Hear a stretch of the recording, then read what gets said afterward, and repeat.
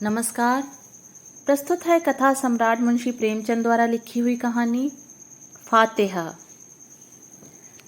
सरकारी अनाथालय से निकलकर मैं सीधा फौज में भर्ती किया गया। मेरा शरीर हष्टपुष्ट और बलिष्ठ था। साधारण मनुष्यों की अपेक्षा मेरे हाथ पैर कहीं लंबे और स्नायु युक्त थे। मेरी लंबाई पूरी 6 फुट 9 इंच थी। पलटन में देव के नाम से विख्यात था। जब से मैं फौज में भर्ती हुआ तब से मेरी किस्मत ने भी पलटा खाना शुरू किया और मेरे हाथ से कई ऐसे काम हुए जिनसे प्रतिष्ठा के साथ साथ मेरी आय भी बढ़ती गई। पलटन का हर एक जवान मुझे जानता था। मेजर सरदार हिम्मत सिंह की कृपा मेरे ऊपर बहुत थी, क्योंकि मैंने एक बार उनकी प्राण रक्षा की थी। इसके अतिरिक्त न जाने क्यों उनको देखकर मेरे हृदय में भक्ति और श्रद्धा का संचार होता। मैं यही समझता कि यह मेरे पूज्य हैं और सरदार साहब का भी व्यवहार मेरे साथ स्नेह युक्त और मित्रतापूर्ण था। मुझे अपने माता पिता का पता नहीं है और न उनकी कोई स्मृति ही है। कभी कभी जब मैं इस प्रश्न पर विचार करने बैठता हूँ तो कुछ धुंधले से दृश्य दिखाई देते हैं। बड़े बड़े पहाड़ों के बीच में रहता हुआ एक परिवार और एक स्त्री का मुख, जो शायद मेरी माँ का होगा। पहाड़ी के बीच में मेरा पालन पोषण ही हुआ है। पेशावर से 80 मील दूर पूर्व एक गांव है जिसका नाम कुलाहा है। वहीं पर एक सरकारी अनाथालय है। इसी में मैं पाला गया। यहाँ से निकलकर सीधा फौज में चला गया। हिमालय की जलवायु से मेरा शरीर बना है और मैं वैसा ही दीर्घाकृति आदि बर्बर हूँ जैसे कि सीमा प्रांत के रहने वाले अफरीदी, गिलजई, महसूदी आदि पहाड़ी कबीलों के लोग होते हैं। यदि उनके और मेरे जीवन में कुछ अंतर है तो वह सभ्यता का। मैं थोड़ा बहुत पढ़ लिख कर लेता हूँ, बातचीत कर लेता हूँ, अदब कायदा जानता हूँ, छोटे बड़े का लिहाज कर सकता हूँ, किंतु मेरी आकृति वैसी है जैसी कि किसी भी सरहदी पुरुष की हो सकती है। कभी कभी मेरे मन में यह इच्छा बलवती होती कि स्वच्छंद होकर पहाड़ों की सैर करूं, लेकिन जीविका का प्रश्न मेरी इच्छा को दबा देता। उस सूखे देश में खाने का कुछ भी ठिकाना नहीं था। वहाँ के लोग एक रोटी के लिए मनुष्य की हत्या कर डालते, एक कपड़े के लिए मुर्दे की लाश चीड़ फाड़ कर फेंक देते और एक बंदूक के लिए सरकारी फौज पर छापा मारते हैं। इसके अतिरिक्त उन जंगली जातियों का एक एक मनुष्य मुझे जानता था और मेरे खून का प्यासा था। यदि मैं उन्हें मिल जाता तब जरूर मेरा नाम निशान दुनिया से मिट जाता। न जाने कितने अफरीदियों और गिलजइयों को मैंने मारा था, कितनों को पकड़ पकड़ कर सरकारी जेल खानों में भर दिया था और न मालूम उनके कितने गांव को जलाकर खाक कर दिया था। मैं भी बहुत सतर्क रहता और जहाँ तक होता एक स्थान पर हफ्ते से अधिक कभी न रहता। एक दिन मैं मेजर सरदार हिम्मत सिंह के घर की ओर जा रहा था। उस समय दिन के 2 बजे थे। आजकल छुट्टी सी थी, क्योंकि भी हाल ही में कई गांव भस्मीभूत कर दिए गए थे और जल्दी उनकी तरफ से कोई आशंका नहीं थी। हम लोग निश्चिंत होकर गप और हंसी खेल में दिन गुजारते थे। बैठे बैठे दिल घबरा गया था। सिर्फ मन बहलाने के लिए सरदार साहब के घर की ओर चला, किंतु रास्ते में एक दुर्घटना हो गई। एक बूढ़ा अफरीदी, जो अब भी एक हिंदुस्तानी जवान का सिर मरोड़ देने के लिए काफी था, एक फौजी जवान से भिड़ा हुआ था। मेरे देखते ही देखते उसने अपनी कमर से एक तेज छुरा निकाला और उसकी छाती में घुसेड़ दिया। उस जवान के पास एक कारतूसी बंदूक थी। बस उसी के लिए यह सब लड़ाई थी। पलक मारते मारते फौजी जवान का काम तमाम हो गया और बूढ़ा बंदूक लेकर भागा। मैं उसके पीछे दौड़ा, लेकिन दौड़ने में वह इतना तेज था कि बात की बात में आंखों से ओझल हो गया। मैं भी बेतहासा उसका पीछा कर रहा था। आखिर सरहद पर पहुंचते पहुंचते उससे 20 हाथ की दूरी पर रह गया। उसने पीछे फिरकर देखा, मैं अकेला उसका पीछा कर रहा था। उसने बंदूक का निशाना मेरी ओर साधा। मैं फौरन ही जमीन पर लेट गया और बंदूक की गोली मेरे सामने पत्थर पर लगी। उसने समझा कि मैं गोली का शिकार हो गया। वह धीरे धीरे सतर्क पदों से मेरी ओर बढ़ा। मैं सांस खींचकर लेट गया। जब वह बिल्कुल मेरे पास आ गया, शेर की तरह उछलकर मैंने उसकी गर्दन पकड़कर जमीन पर पटक दिया और छुरा निकालकर उसकी छाती में घुसेड़ दिया। अफरीदी की जीवन लीला समाप्त हो गई। इसी समय मेरी पलटन के कई लोग भी आ पहुंचे। चारों तरफ से लोग मेरी प्रशंसा करने लगे। अभी तक मैं अपने आपे में न था, लेकिन अब मेरी सुध बुध वापस आई। न मालूम क्यों उस बुड्ढे को देखकर मेरा जी घबराने लगा।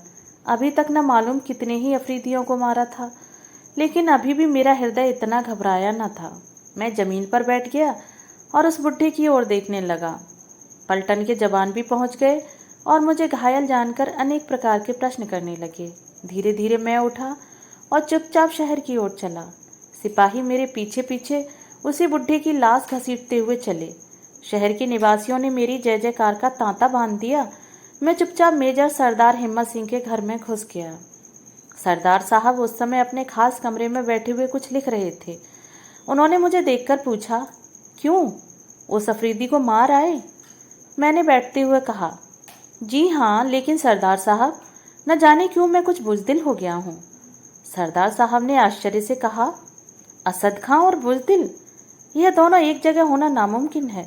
मैंने उठते हुए कहा, सरदार साहब, यहाँ तबीयत नहीं लगती, उठकर बाहर बरामदे में बैठिए, न मालूम क्यों मेरा दिल घबराता है।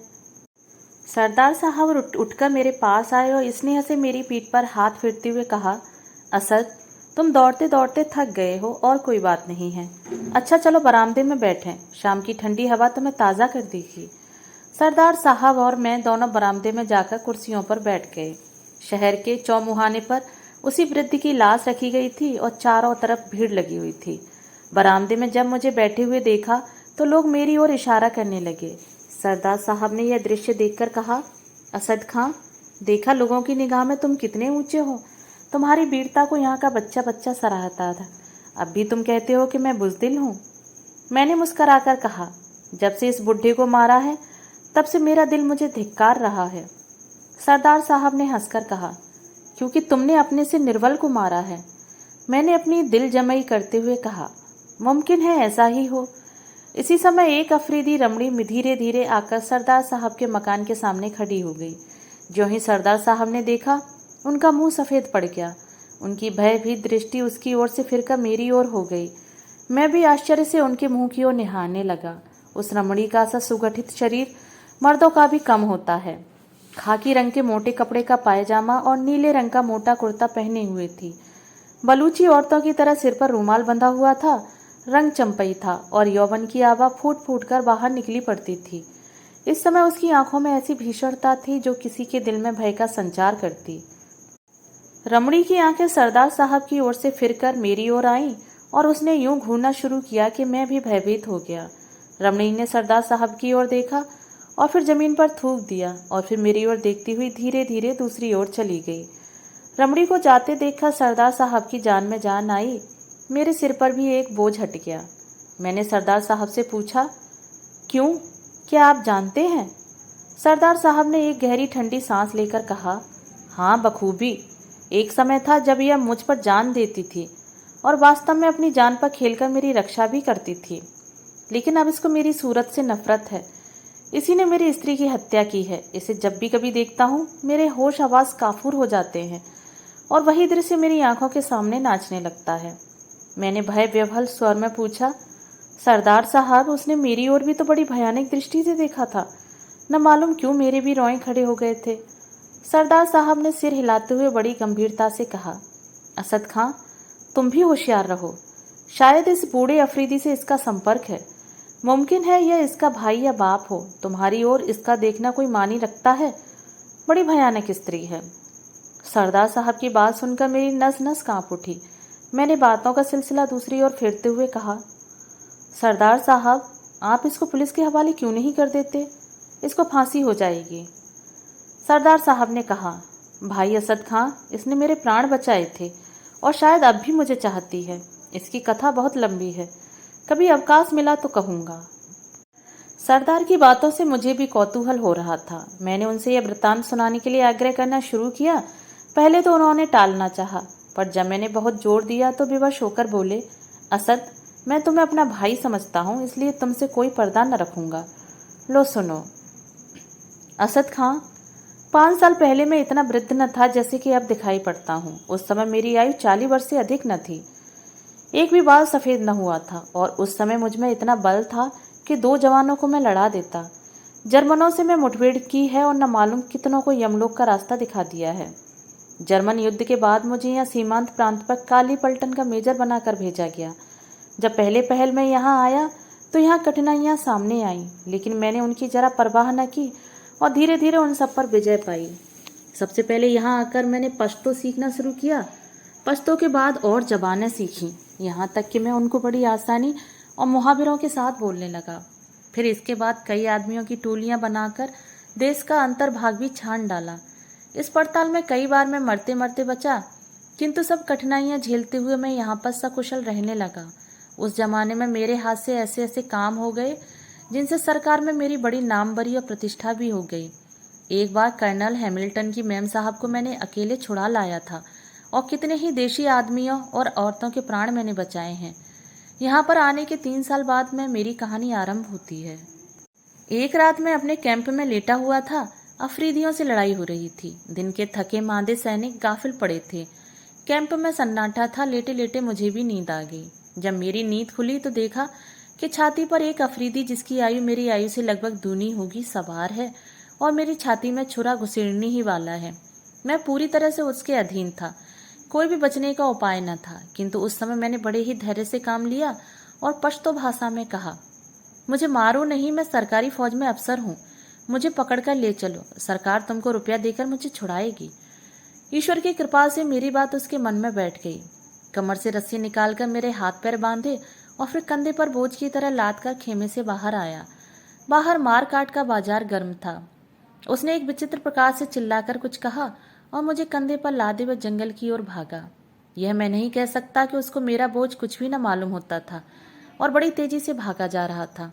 उसके पीछे पीछे कई आदमी थे जो उसी के गिरोह के थे। लूट का माल लिए भागे चले जा रहे थे। प्रातःकाल हम लोग एक तालाब के पास पहुंचे। तालाब बड़े बड़े पहाड़ों से घिरा हुआ था। उसका पानी बड़ा निर्मल था और जंगली पेड़ इधर उधर उग रहे थे। तालाब के पास पहुंचकर हम सब लोग ठहरे। बुड्ढे ने, जो वास्तव में उस गिरोह का सरदार था, मुझे पत्थर पर डाल दिया। मेरी कमर में बड़ी जोर से चोट लगी। ऐसा मालूम हुआ कि कोई हड्डी टूट गई है, लेकिन ईश्वर की कृपा से हड्डी न टूटी थी। सरदार ने मुझे पृथ्वी पर डाल देने के बाद कहा, क्यों, कितना रुपया दिलाएगा? मैंने अपनी वेदना दबाते हुए कहा, 500 रुपये। सरदार ने मुंह बिगाड़कर कहा, नहीं, इतना कम नहीं लेगा। 2000 से 1 पैसा भी कम मिला तो तुम्हारी जान की खैर नहीं। मैंने कुछ सोचते हुए कहा, सरकार इतना रुपया काले आदमी के लिए नहीं खर्च करेगी। सरदार ने छुरा बाहर निकालते हुए कहा, तब फिर क्यों कहा था कि सरकार इनाम देगी? ले तो फिर यहीं मर। सरदार छुरा लिए मेरी तरफ बढ़ा। मैं घबरा कर बोला, अच्छा सरदार, मैं तुमको 2000 दिलवा दूंगा। सरदार रुक गया और बड़े जोर से हंसा। उसकी हंसी की प्रतिध्वनि ने निर्जीव पहाड़ों को भी कंपा दिया। मैंने मन ही मन कहा, बड़ा भयानक आदमी है। गिरोह के दूसरे आदमी अपनी अपनी लूट का माल सरदार के सामने रखने लगे। उसमें कई बंदूकें, कारतूस, रोटियां और कपड़े थे। मेरी भी तलाशी ली गई। मेरे पास एक 6 फायर का तमंचा था। तमंचा पाकर सरदार उछल पड़ा और उसे फिरा फिरा कर देखने लगा। वहीं पर उसी समय हिस्सा बांट शुरू हो गया। बराबर का हिस्सा लगा, लेकिन मेरा रिवॉल्वर उसमें नहीं शामिल किया गया। वह सरदार साहब की खास चीज थी। थोड़ी देर विश्राम करने के बाद फिर यात्रा शुरू हुई।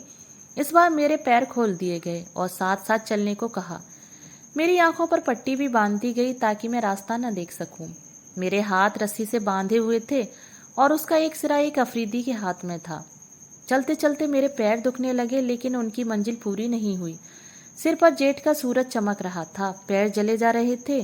प्यास से गला सूखा जा रहा था, लेकिन वे बराबर चले जा रहे थे। वे आपस में बातें करते जाते थे, लेकिन अब मैं उनकी एक बात भी न समझ पाता। कभी कभी एक आध शब्द समझ में आता, लेकिन बहुत अंशों में मैं कुछ भी न समझ पाता था। वे लोग इस समय अपनी विजय पर प्रसन्न थे और एक अफरीदी ने अपनी भाषा में एक गीत गाना शुरू किया। गीत बड़ा ही अच्छा था। असद खान ने पूछा, सरदार साहब, वह गीत क्या था? सरदार साहब ने कहा, उस गीत का भाव याद है। भाव यह है कि एक अफरीदी जा रहा है। उसकी स्त्री कहती है, कहाँ जाते हो? युवक उत्तर देता है, जाते हैं तुम्हारे लिए रोटी और कपड़ा लाने। स्त्री पूछती है, और कुछ अपने बच्चों के लिए नहीं लाओगे? युवक उत्तर देता है, बच्चे के लिए बंदूक लाऊंगा ताकि वह जब बड़ा हो तो वह भी लड़े और अपनी प्रेमिका के लिए रोटी और कपड़ा ला सके। स्त्री कहती है, यह कहो कब आओगे? युवक उत्तर देता है, आऊंगा तभी जब कुछ जीत लाऊंगा, नहीं तो वहीं मर जाऊंगा। स्त्री कहती है, शाबाश, जाओ, तुम वीर हो, तुम जरूर सफल होगे। गीत सुनकर मैं मुग्ध हो गया। गीत समाप्त होते होते हम लोग भी रुके नहीं। मेरी आंखें खोली गईं। सामने बड़ा सा मैदान था और चारों ओर गुफाएं बनी हुई थीं, जो उन्हीं लोगों के रहने के लिए जगह थी। फिर मेरी तलाशी ली गई और इस दफे सब कपड़े उतरवा लिए गए। केवल पायजामा रह गया।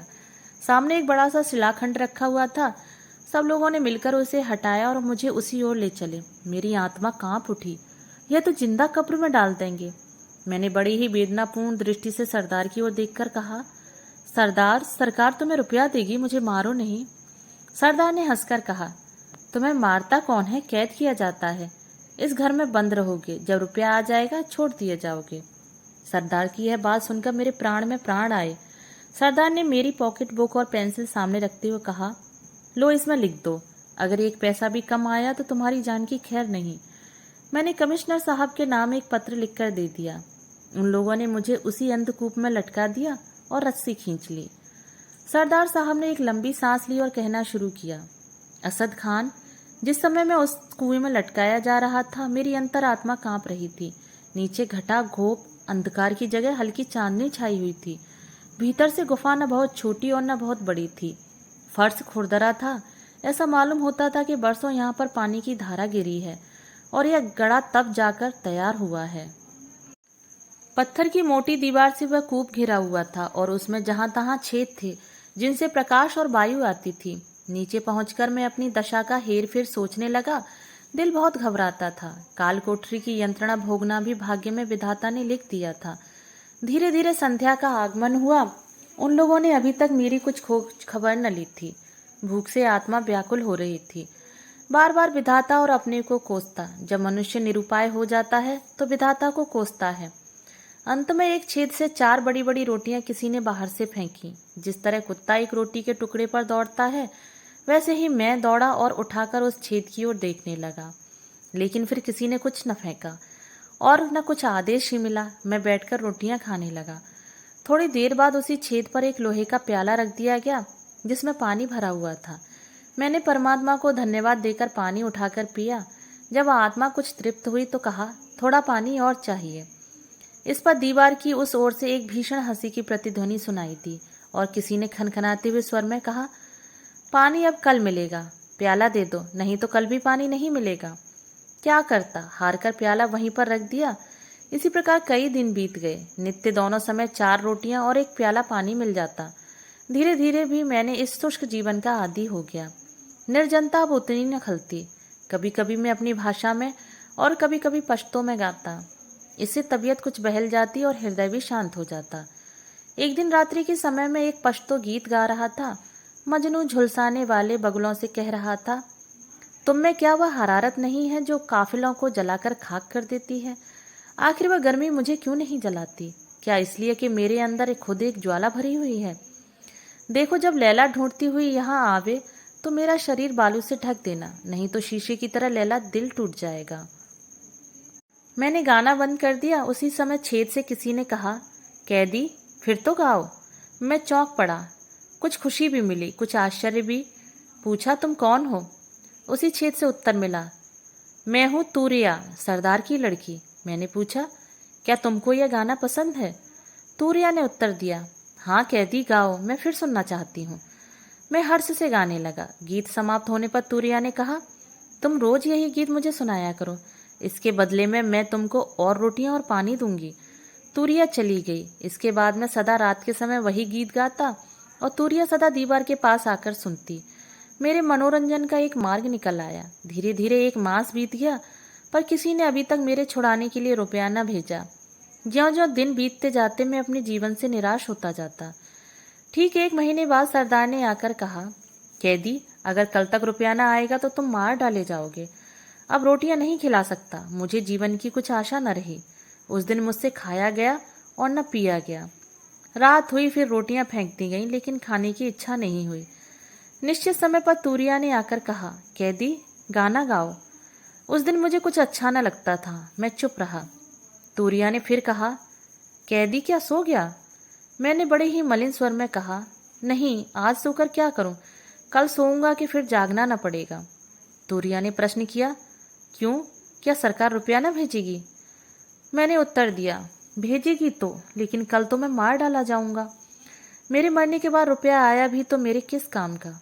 तूरिया ने सांत्वनापूर्ण स्वर में कहा, अच्छा तुम गाओ, मैं कल तुम्हें मरने न दूंगी। मैंने गाना शुरू किया। जाते समय तूरिया ने पूछा, कैदी, तुम कटघरे में रहना पसंद करते हो? मैंने सहर्ष उत्तर दिया, हाँ। किसी तरह इस नरक से छुटकारा तो मिले। तूरिया ने कहा, अच्छा कल मैं अब्बा से कहूंगी। दूसरे ही दिन मुझे अंधकूप से बाहर निकाला गया।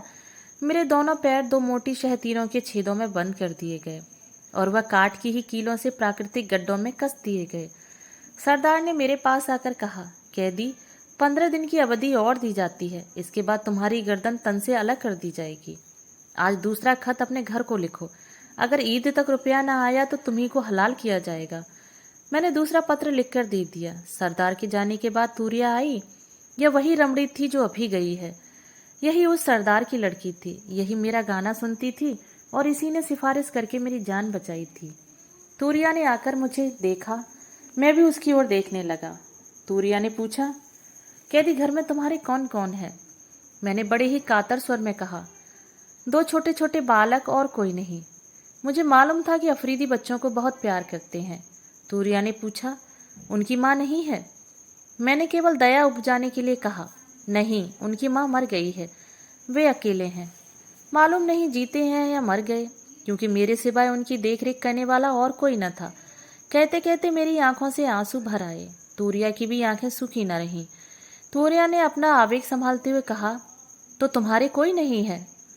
बच्चे अकेले हैं, वे बहुत रोते होंगे। मैंने मन ही मन प्रसन्न होते हुए कहा, हाँ रोते जरूर होंगे, कौन जानता है शायद मर भी गए हों।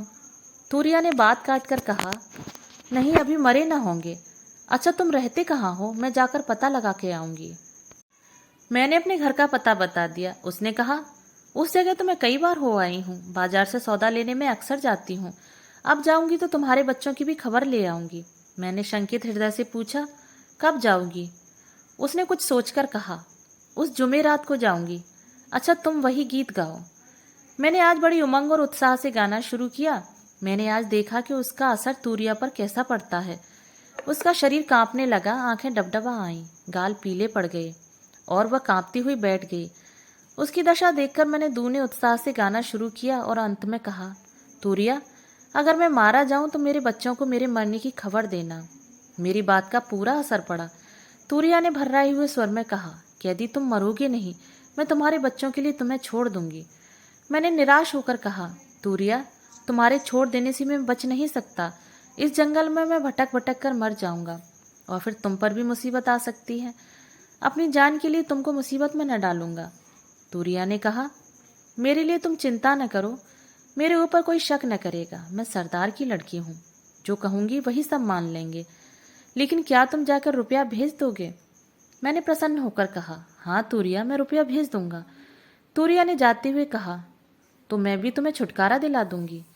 इस घटना के बाद तूरिया सदैव मेरे बच्चों के संबंध में बातें करती। असद खां, सचमुच इन अफरीदियों को बच्चे बहुत प्यारे होते हैं। विधाता ने यदि उन्हें बर्बर हिंसक पशु न बनाया है तो मनुष्योचित प्रकृति से वंचित भी नहीं रखा है।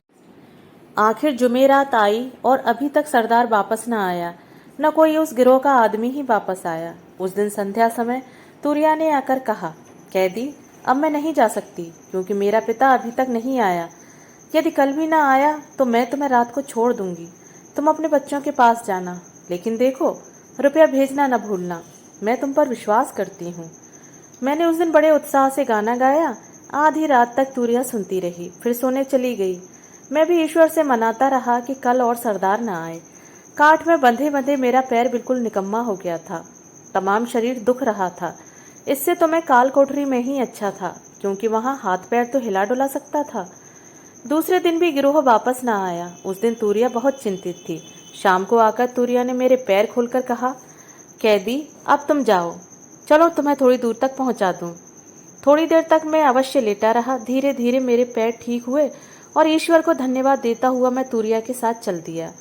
तूरिया को प्रसन्न करने के लिए मैं रास्ते भर गीत गाता आया। तूरिया बार बार सुनती और बार बार रोती। आधी रात के करीब मैं तालाब के पास पहुंचा। वहां पहुंचकर तूरिया ने कहा, सीधे चले जाओ, तुम पेशावर पहुंच जाओगे। देखो होशियारी से जाना, नहीं तो कोई तुम्हें अपनी गोली का शिकार बना डालेगा। यह लो तुम्हारे कपड़े हैं, लेकिन रुपया जरूर भेज देना। तुम्हारी जमानत मैं लूंगी। अगर रुपया ना आया तो मेरे भी प्राण जाएंगे और तुम्हारे भी। अगर रुपया आ जाएगा तो कोई भी अफरीदी तुम पर हाथ न उठाएगा, चाहे तुम किसी को मार भी डालो। जाओ, ईश्वर तुम्हारी रक्षा करे और तुमको अपने बच्चों से मिलाए। तूरिया फिर ठहरी नहीं, गुनगुनाती हुई लौट पड़ी। रात दोपहर बीत चुकी थी, चारों ओर भयानक निस्तब्धता छाई हुई थी। केवल वायु साए साए करती हुई बह रही थी। आकाश के बीचों बीच चंद्रमा अपनी 16 कला से चमक रहा था। तालाब के तट पर रुकना सुरक्षित न था। मैं धीरे धीरे दक्षिण की ओर बढ़ा, बार बार चारों ओर देखना जाता था।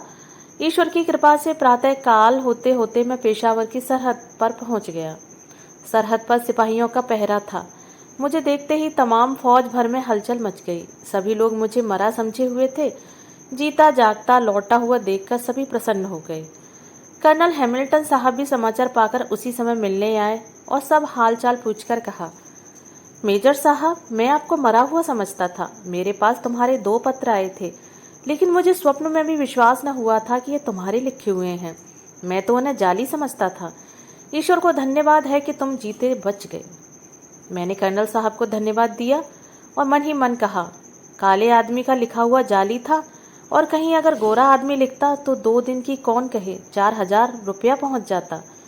कितने ही गांव जला दिए जाते और न जाने क्या क्या होता। मैं चुपचाप अपने घर आया। बाल बच्चों को पाकर आत्मा संतुष्ट हुई। उसी दिन एक विश्वासी अनुचर के द्वारा 2000 रुपये तूरिया के पास भेज दिया। सरदार ने एक ठंडी सांस लेकर कहा, असद खान, अभी मेरी कहानी समाप्त नहीं हुई। अभी तो दुखांत भाग अवशेष ही है। यहाँ आकर मैं धीरे धीरे अपनी सब मुसीबतें भूल गया, लेकिन तूरिया को न भूल सका। तूरिया की कृपा से ही मैं अपनी स्त्री और बच्चों से मिल पाया था। यही नहीं, जीवन भी पाया था। फिर भला मैं उसे कैसे भूल जाता। महीनों और सालों बीत गए। मैंने तूरिया को और न उसके बाप को ही देखा। तूरिया ने आने के लिए कहा भी, लेकिन वह आई नहीं। वहां से आकर मैंने अपनी स्त्री को उसके मायके भेज दिया था, क्योंकि ख्याल था कि शायद तूरिया आए तो फिर मैं झूठा बनूंगा। लेकिन जब 3 साल बीत गए और तूरिया न आई तो मैं निश्चिंत हो गया और स्त्री को मायके से बुला लिया। हम लोग सुखपूर्वक दिन काट रहे थे कि अचानक फिर दुर्दशा की घड़ी आई। एक दिन संध्या के समय इसी बरामदे में बैठा हुआ अपनी स्त्री से बातें कर रहा था कि किसी ने बाहर का दरवाजा खटखटाया। नौकर ने दरवाजा खोल दिया और बेधड़क जीना चढ़ती हुई एक काबुली औरत ऊपर चली आई। उसने बरामदे में आकर विशुद्ध पश्तो भाषा में पूछा, सरदार साहब कहाँ हैं? मैंने कमरे के भीतर आकर पूछा, तुम कौन हो, क्या चाहती हो? उसी स्त्री ने कुछ मूंगे निकालते हुए कहा, यह मूंगे मैं बेचने के लिए आई हूँ, खरीदिएगा? यह कहकर उसने बड़े बड़े मूंगे निकालकर मेज पर रख दिए। मेरी स्त्री भी मेरे साथ कमरे के भीतर आई थी। वह मूंगे उठाकर देखने लगी। उसी काबुली स्त्री ने पूछा, सरदार साहब, यह कौन है आपकी? मैंने उत्तर दिया, मेरी स्त्री है, और कौन है? काबुली स्त्री ने कहा, आपकी स्त्री तो मर चुकी थी, क्या आपने दूसरा विवाह किया है? मैंने रोषपूर्ण स्वर में कहा, चुप बेवकूफ कहीं की, तू मर गई होगी। मेरी स्त्री पश्तो नहीं जानती थी। वह तन्मय होकर मूंगे देख रही थी, किंतु मेरी बात सुनकर न मालूम क्यों काबुली औरत की आंखें चमकने लगी। उसने बड़े ही तीव्र स्वर में कहा, हाँ, बेवकूफ न होती तो तुम्हें छोड़ कैसे देती? दो जही पिल्ले, मुझसे झूठ बोला। ले, अगर तेरी स्त्री न मरी थी तो अब मर गई। कहते कहते शेरनी की तरह लपक कर उसने एक तेज छुरा मेरी स्त्री की छाती में घुसेड़ दिया। मैं उसे रोकने के लिए आगे बढ़ा, लेकिन वह कूदकर आंगन में चली गई और बोली, अब पहचान ले, मैं तूरिया हूँ। मैं आज तेरे घर में रहने के लिए आई थी। मैं तुझसे विवाह करती और तेरी होकर रहती। तेरे लिए मैंने बाप, घर, सब कुछ छोड़ दिया था, लेकिन तू झूठा है, मक्कार है। तू अब अपनी बीवी के नाम करो, मैं आज से तेरे नाम करूंगी। यह कहकर वह तेजी से नीचे चली गई। अब मैं अपनी स्त्री के पास पहुंचा। छुरा ठीक हृदय में लगा था। एक ही बार ने उसका काम तमाम कर दिया था। डॉक्टर बुलवाया, लेकिन वह मर चुकी थी। कहते कहते सरदार साहब की आंखों में आंसू भर आए।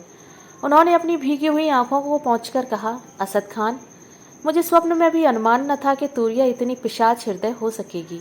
अगर मैं पहले उसे पहचान लेता तो ये आफत न आने पाती, लेकिन कमरे में अंधकार था और इसके अतिरिक्त मैं उसकी ओर से निराश हो चुका था। तब से फिर कभी तूरिया न आई। अब जब कभी मुझे देखती है तो मेरी ओर देखकर नागिन की तरह फुफकारती हुई चली जाती है। इसे देखकर मेरा हृदय कांपने लगता है और मैं अवश हो जाता हूँ। कई बार कोशिश की मैं इसे पकड़वा दूं, लेकिन इसे देखकर मैं बिल्कुल निकम्मा हो जाता हूँ।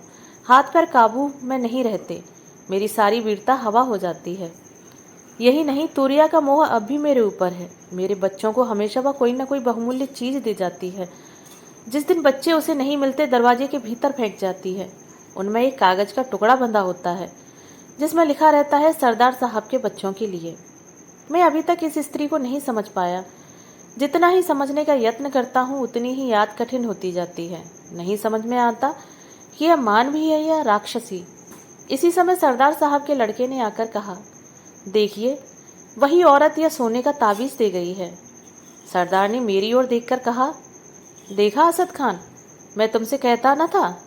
देखो आज भी यह ताबीज दे गई। न मालूम कितने ही ताबीज और कितनी ही दूसरी चीजें अर्जुन और निहाल को दे गई होगी। कहता हूँ कि तूरिया बड़ी ही विचित्र स्त्री है। सरदार साहब से विदा होकर मैं घर चला। चौरास्ते में बुढ़े की लाश हटा दी गई थी, पर वहां पहुंचकर मेरे रोए खड़े हो गए थे।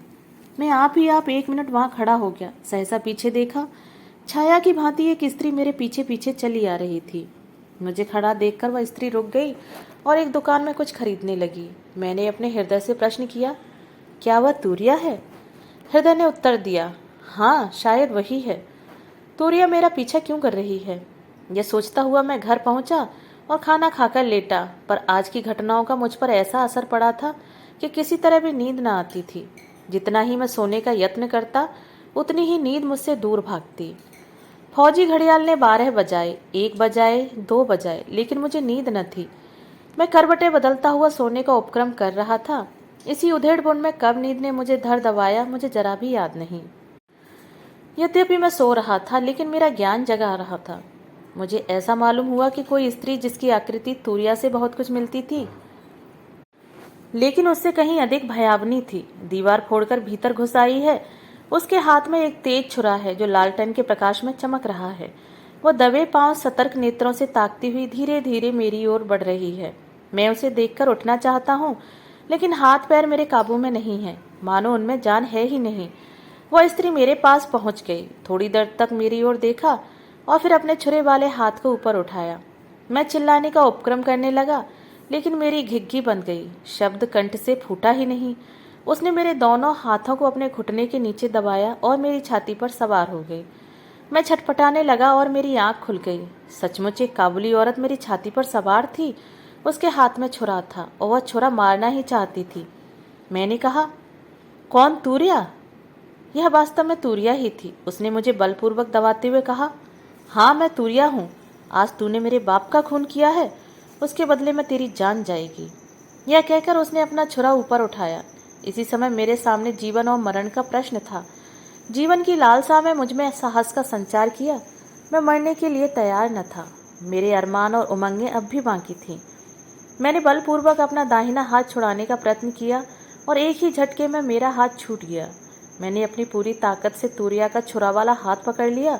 न मालूम क्यों तूरिया ने कुछ भी विरोध न किया। वह मेरे हाथ को देखती हुई मेरी छाती से उतर आई। उसकी आंखें पथराई हुई थीं और वह एकटक मेरे हाथ की ओर देख रही थी।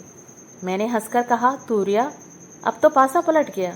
अब तेरे मरने की बारी है। तेरे बाप को मारा, अब तुझे भी मारता हूँ। तूरिया अब भी एकटक मेरे हाथ की ओर देख रही थी। उसने कुछ भी उत्तर न दिया। मैंने उसे झंझोड़ते हुए कहा, बोलती क्यों नहीं? अब तो तेरी जान मेरी मुट्ठी में है। तूरिया का मोह टूटा। उसने बड़े गंभीर और दृढ़ कंठ से कहा, तू मेरा भाई है, तूने अपने बाप को मारा है आज। तूरिया की बात सुनकर मुझे उस अवसर पर भी हंसी आ गई। मैंने हंसते हुए कहा, अफरीदी मक्कार भी होते हैं, यह आज ही मुझे मालूम हुआ। तूरिया ने शांत स्वर में कहा, तू मेरा खोया हुआ बड़ा भाई नाजिर है। वह जो तेरे हाथ में निशान है वही बतला रहा है कि तू मेरा खोया हुआ भाई है।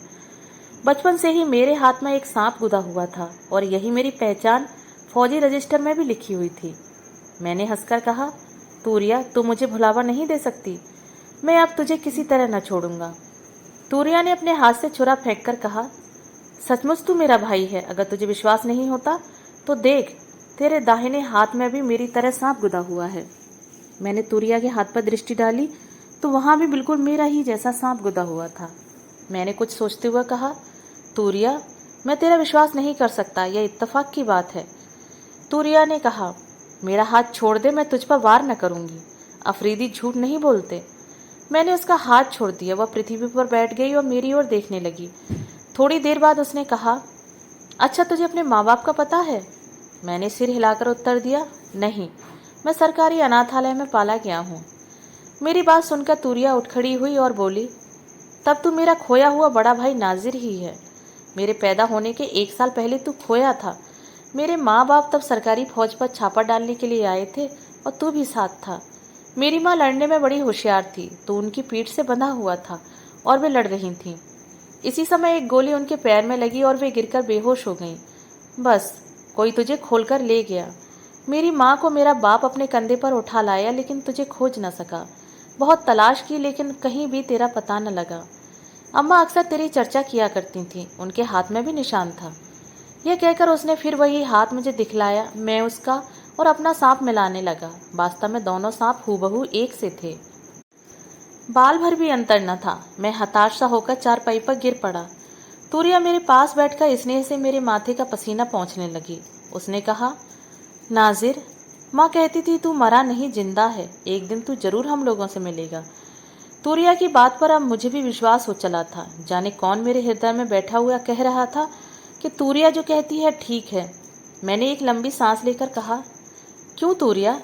मैंने जिसे आज मारा वह हम लोगों का बाप था? तूरिया के मुंह पर शोक का एक छोटा सा बादल घेर आया। उसने बड़े ही दुखपूर्ण स्वर में कहा, हाँ नाजिर, वह अभागा हमारा बाप ही था। कौन जानता था कि वह अपने प्यारे लड़के के हाथों हलाल होगा। फिर सांत्वनापूर्ण स्वर में बोली, लेकिन नाजिर, तूने जो अनजान में यह काम किया है। बाप के मरने से मैं बिल्कुल अकेली हो गई थी, लेकिन अब तुझे पाकर बाप के रंज को भूल जाऊंगी।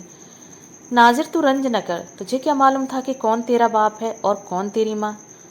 देख, मैं ही तुझे मारने के लिए आई थी, तुझे मार डालती, लेकिन खुदा की मेहरबानी से मैंने अपना खानदानी निशान देख लिया। खुदा की ऐसी ही मर्जी थी। तूरिया से मालूम हुआ कि मेरे बाप का नाम हैदर खान था, जो अफरीदियों के एक गिरोह का सरदार था। मैंने सरदार हिम्मत सिंह के संबंध में भी तूरिया से बातें की, तो मालूम हुआ कि तूरिया सरदार साहब को प्यार करने लगी थी।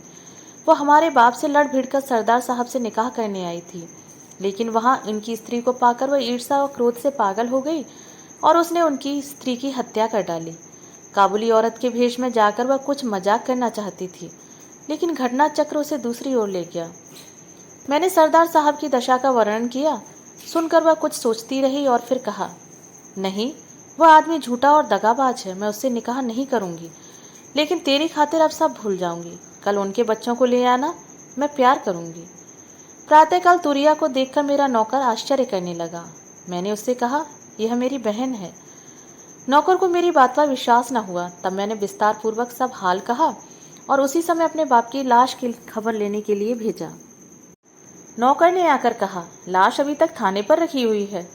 मैंने बड़े साहब के नाम एक पत्र लिखकर सब हाल बता दिया और लाश पाने के लिए दरख्वास्त की। उसी समय साहब के यहाँ से स्वीकृति आ गई।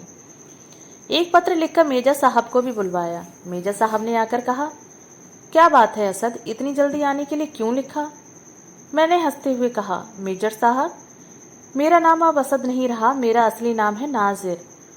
मेजर साहब ने आश्चर्य मेरी ओर देखते हुए कहा, रात भर में तुम पागल तो नहीं हो गए? मैंने हंसते हुए कहा, नहीं सरदार साहब, अभी और सुनिए। तूरिया मेरी सगी बहन है और जिसे कल मैंने मारा वह मेरा बाप था। सरदार साहब मेरी बात सुनकर मानो आकाश से नीचे गिर पड़े। उनकी आंखें कपाल पर चढ़ गईं। उन्होंने कहा, क्यों असद, तुम मुझे पागल कर डालोगे? मैंने सरदार साहब का हाथ पकड़कर कहा, आइए, तूरिया के मुंह से ही सब हाल सुन लीजिए।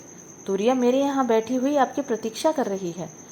सरदार साहब सकते की हालत में मेरे पीछे पीछे चले। तूरिया उन्हें आते देखकर उठ खड़ी हुई और हंसते हुए बोली, कैदी, तुम फिर वही गीत गाओ। तूरिया की बात सुनकर मैं और सरदार साहब भी हंसने लगे। सरदार साहब को बिठाकर मैंने विस्तार पूर्वक सब हाल कहा। कहानी सुनकर सरदार साहब ने मुझसे कहा, नाजिर, अब तो मैं नाजिर ही कहूँगा। तूरिया को मैं तुमसे मांगता हूँ, मैं इसके साथ विवाह करूँगा। मैंने हंसकर कहा, लेकिन आप हिंदू हैं और हम लोग मुसलमान। सरदार साहब ने हंसकर कहा, पलटनियों की कोई जाति पाति नहीं होती है। तूरिया ने उसी समय कहा, लेकिन सरदार साहब, मैं तुमसे विवाह नहीं करूँगी। हाँ, अगर तुम अपने दोनों बच्चों को मेरे पास भेज दो तो मैं उनकी माँ बन जाऊंगी। सरदार साहब हंसते हुए विदा हुए। उसी दिन शाम को हमने सरदार साहब और तूरिया और दूसरे पलटनियों के साथ जाकर अपने बाप की लाश दफनाई। सूरज डूब रहा था, धीरे धीरे अंधेरा हो रहा था और हम दोनों तूरिया और मैं अपने बाप की कब्र पर फातिहा पढ़ रहे थे। दोस्तों, अभी आप सुन रहे थे मुंशी प्रेमचंद की लिखी हुई कहानी फातिहा। अगर आपको ये कहानी पसंद आई हो तो मेरे चैनल को सब्सक्राइब और मेरी वीडियो को लाइक और शेयर ज़रूर करें। धन्यवाद।